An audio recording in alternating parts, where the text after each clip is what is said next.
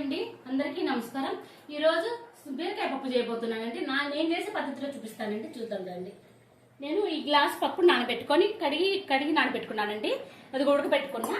పప్పు ఉడికింది చూడండి. టైం వేస్ట్ కాకూడదని చెప్పేసి ఇలా ఉడికితే సరిపోతుందండి. ఇప్పుడు ఇంకా ఇవన్నీ పెట్టేస్తానండి. ఇక నేను గిత్త పప్పుకి 15 పచ్చిమిరకాయలు కట్ చేసుకున్నానండి. ఉప్పు కారాలు ఎవరికి టేస్ట్ తగ్గట్టు వాళ్ళు చూసుకోండి. 3 టమాటాలు, 1 ఉల్లిపాయ, చింతపండు కొంచెం అండి వేస్తున్నా. బీరకాయ ఒకటండి, 1 అర కేజీ ఉంటుంది బీరకాయ. ఒక కాయ గీరి బాగా కడిగి గీరి పెట్టుకున్న కాయ ముక్కలు కట్ చేసుకున్నా. అది చేదు ఉందో లేదో చూసుకొని చేసుకోండి. పసుపు వేసి ఉడకబెట్టుకున్నానండి ఎనుపప్పు. ఇంతేనండి. ఇది ఉడకనిచ్చి ఎనుపుదామండి. ఇంకా చాలా టేస్టీగా చాలా బాగుంటుందండి బీరకాయ పప్పు. ఎండాకాలం చలవండి. ఉడికినాక ఆఫ్ చేస్తాం. పప్పు ఉడికిందండి. ఇంకా ఆఫ్ చేసేసుకొని ఎనిపి తాలింపు వేసుకుందామండి. మనము ఉడికిపోయింది చూడండి, తొందరగా అయిపోయింది. పప్పు కూడా ఆఫ్ చేశాను. ఎనిపి తాలింపు వేద్దాము. పప్పు ఎనిపి ఇట్లా పెట్టేసుకున్నానండి.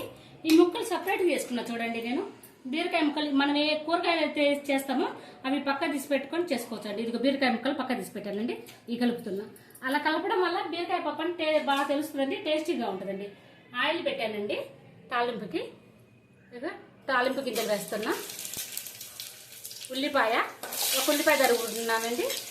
చిన్నుల్లిపాయ, 1 చిన్నుల్లిపాయలు తరిగి పెట్టాను, ఒలిచి పెట్టుకున్నాను. ఎండుమిరపకాయ అండి. ఇది వేగనిద్దామండి. బాగా వేగిందండి. నేను ఎప్పటిలాగానే మెంతిపిండి అండి 1 అర స్పూన్ వేస్తున్నానండి. చాలా టేస్టీగా బాగుంటుందండి. ఆరోగ్యానికి చాలా మంచిదండి. ముందు మెయిన్ ఆరోగ్యానికి చాలా మంచిది. వేగిపోయిందండి. పప్పు పోస్తున్నా. ఇలా ఎర్రగా వేగితే పప్పు టేస్టీగా ఉంటుందండి, చాలా బాగుంటుంది. ఈ ముక్కలతోటి చూడండి. ఇంతేనండి, ఎంతో సులభమైన బీరకాయ పప్పు అండి. చాలా టేస్టీగా ఉంటుంది, చాలా బాగుంటుంది. ఎండాకాలం అంతా చలవండి.